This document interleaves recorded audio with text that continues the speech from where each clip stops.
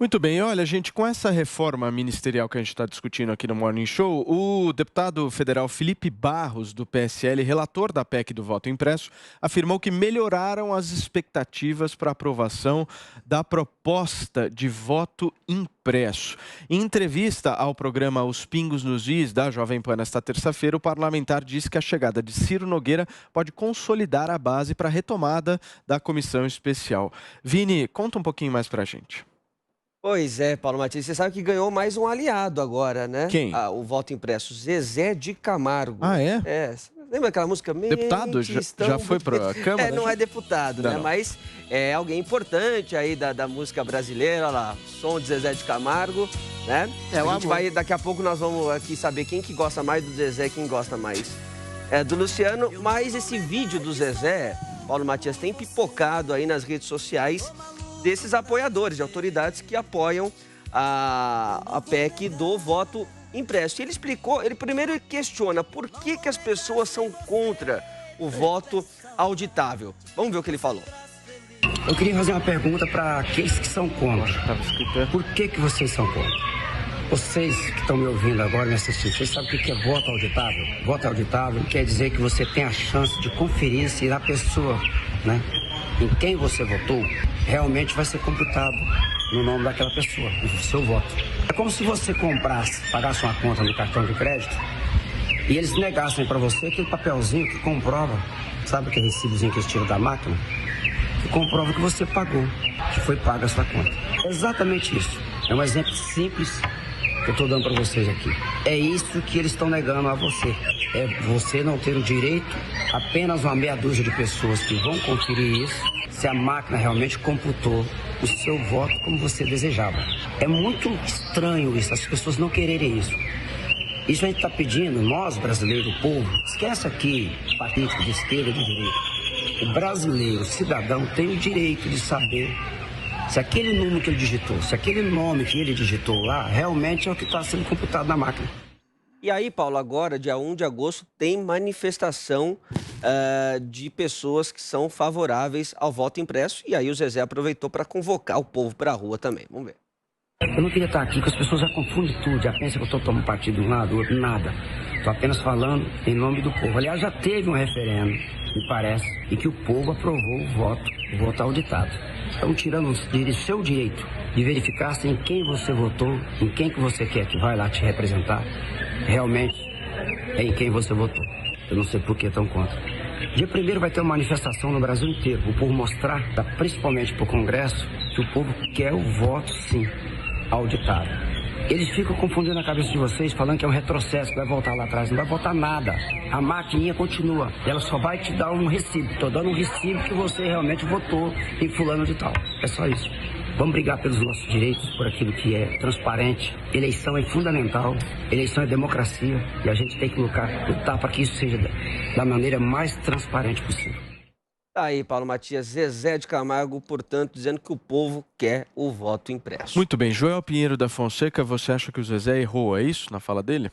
Eu acho que o Luciano realmente é quem se destaca na dupla. Não, brincadeiras à parte, gente.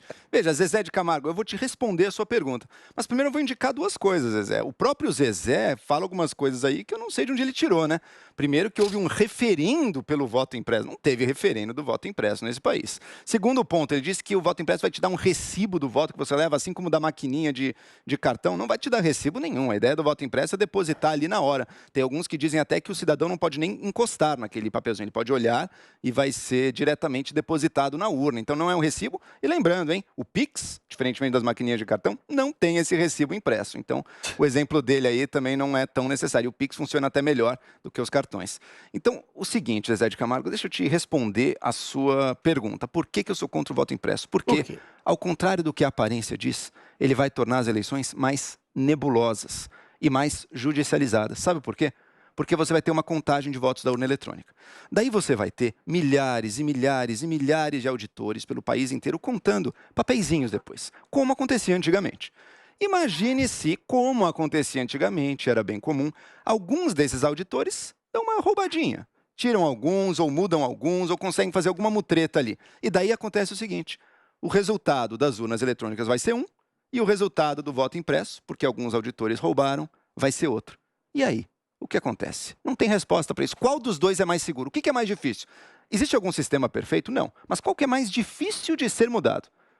É mais fácil você entrar em milhares de urnas eletrônicas, hackear o sistema dificílimo, nenhum hacker conseguiu até hoje. Não existe, não existe o TSE não tem nada a ver com a urna eletrônica, Adriles. Você não sabe nem o que você está falando. O Adriles não sabe nem o que está falando enquanto eu falo. Peraí, Adriles, hackear o sistema, o TSE não tem nada a ver com hackear a urna eletrônica, que não está nem... A totalização é feita pelo TSE. A totalização não é dúvida. Vamos lá. Conclui o seu raciocínio, João.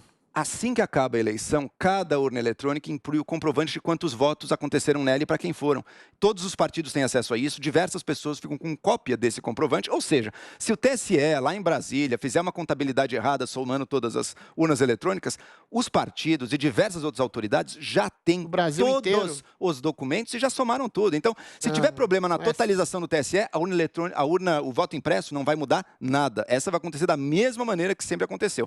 O que o voto impresso poderia mudar é o voto de cada urna, é saber se aquela urna foi adulterada ou não. Mas ele nem isso permite. Por quê? Porque se der uma discrepância entre o voto eletrônico e a contabilidade do voto eletrônico e a contabilidade do voto impresso, você não vai saber onde estava o problema. E mais, o mais provável é que o problema esteja nos auditores humanos com os papeizinhos, que a gente sabe que é muito fácil de adulterar. E uma última hipótese. Suponha que um partido corrupto, com más intenções, como o PT, por exemplo, ele pega 100 militantes dele e fala, meu caro, vai lá na urna, na hora da eleição, é 100 militantes ou 1000 militantes, não vai mudar o resultado.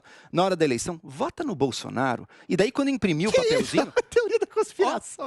Daí, quando imprimir o papelzinho, fala que tá saindo errado. Fala, eu votei no PT... Cadê? Tá mostrando o Bolsonaro. E aí? Que isso, Joel? Você tá de brincadeira, Joel. O que você faz? O que você faz? O que você vai fazer? Olha o nível da teoria. O que você faz? Depois vocês falam que a teoria do conspiratório é quando o Bolsonaro... Peraí, deixa eu terminar porque ele me interrompeu. Na eleição... Não, mas na eleição de 18 aconteceu... Na eleição de 18 aconteceu isso, foi encerrar. Havia eleitores bolsonaristas em 18 que filmaram a urna mentindo, dizendo que não estava aparecendo o voto deles. Isso aconteceu já, Adriles. Eu tô te dizendo a realidade. O seu problema é com a realidade. E o problema do Bolsonaro é com o medo das urnas. Adriles. A única prioridade do Bolsonaro agora é o voto impresso, porque ele está com medo. Adriles, você, vai. Não, eventualmente, realidade ilusória e conspiratória é você projetar uma teoria da conspiração de que o PT vai mandar alguém votar no candidato contrário para depois... Isso. Deixa eu acabar Peraí, calma, João. Peraí, vai. Não tem nenhuma vez. Eventualmente, você achar que pela projeção de um candidato, de um partido, querer que outras pessoas votem no candidato contrário para melar a eleição, isso é uma das coisas mais conspiratórias que eu já vi no mundo. Aconteceu em 18. Porra, Joel. Aconteceu. Eventualmente, 98% dos países do mundo não trabalham com voto eletrônico. E isso é feito exatamente por uma razão muito simples. O escrutínio, a apuração de votos tem que ter uma sondagem pública. As pessoas têm que saber de maneira cabal, de maneira física, em papel, em quem votaram. Você fazer uma totalização virtual dos votos vai contra os próprios princípios constitucionais brasileiros que exigem uma votação pública. Agora, eu acho engraçado, eu nunca também dei muita bola para essa questão de voto virtual. Agora eu dou. Por que o voto eletrônico público auditável é necessário? Uma coisa é você ser a favor ou contra o aborto. A favor ou contra, sei lá, pena de morte. Essas são causas vitais que você empresta passionalidade. Qual é o problema de você ter mais um elemento na contabilização dos votos para dar mais transparência de votos? O que eu pergunto, eu inverto a questão. Por que exatamente fazer uma campanha contra, ostensivamente contra a auditagem dos votos? A gente está num momento perigosíssimo na nossa democracia brasileira, que as instituições estão sendo esgarçadas pela desconfiança. A gente tem ministros que estão prendendo pessoas, calando vozes, simplesmente por serem afinados ao governo central, agora ao governo federal. Pessoas que estão sendo presas sem julgamento, pessoas que estão sendo cerceadas em sua liberdade. O governo tem sido acusado de nazista, genocida, assassino, com apoio em conluio com a imprensa. Ou seja, a gente está numa espécie de golpe branco em que o Supremo Tribunal Federal praticamente comanda o país. E o pior desses ministros, o tirânico Alexandre de Moraes, esse que prende pessoas, vai chefiar o TSE no ano que vem. Então, a única coisa que o povo brasileiro quer é uma votação auditável, para se contrapor, por exemplo, a possibilidade de ganhar uma pessoa que foi condenada em 3 instâncias, que foi solta por esse Supremo Tribunal Federal, que age como oposição ao governo, e que eventualmente pode causar uma rasgadura maior ainda na tessitura social, sendo que vai ter uma votação virtual somada pelos ministros do TSE a portas fechadas, que pode dar a presidência da República a um corrupto condenado.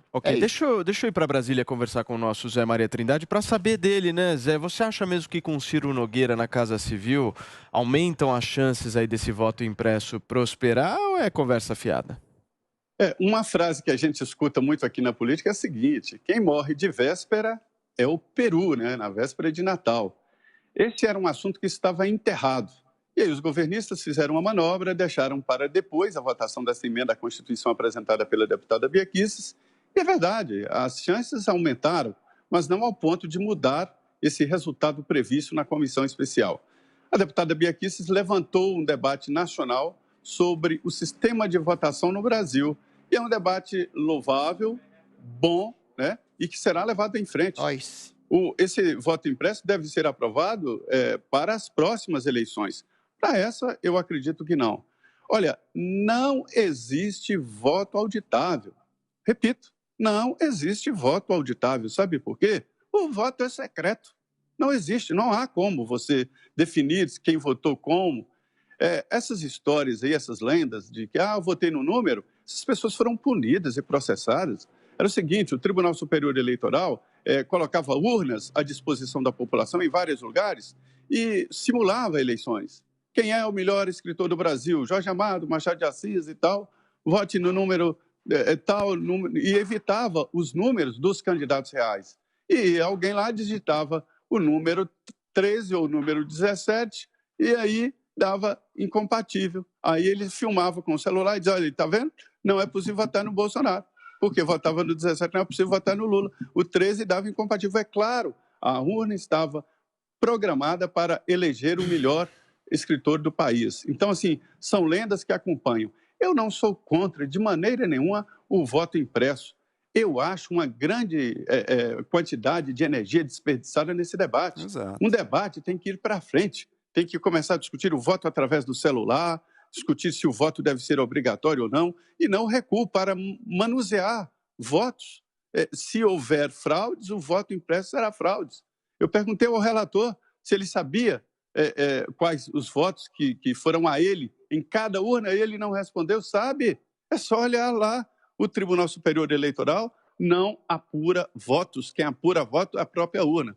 Agora, se tiver que adotar o voto impresso, que seja. Não acho que seja realmente o fim do mundo, porque o fim do mundo é ficar nesse debate infernal. Estou convencido, Paulo, de que a maneira de votar, ela é diretamente ligada à cultura de um povo, o jeito Muito do bem, povo, Zé. né? O costume e não a tecnologia. Nos Estados Unidos, votam lá em Nova York numa máquina do tamanho do mundo, que puxa, perfura um cartãozinho e depois o computador lê. Quer dizer, cada país, cada estado adota um costume. Muito bem, Zé Maria Trindade participando conosco aqui do nosso Morning Show. Deixa eu agradecer mais uma vez a participação do Zé e dizer para você, Zé, você faz falta aqui nesse programa, viu? Até amanhã, valeu. É isso, e olha, eu apanho demais com essa coisa.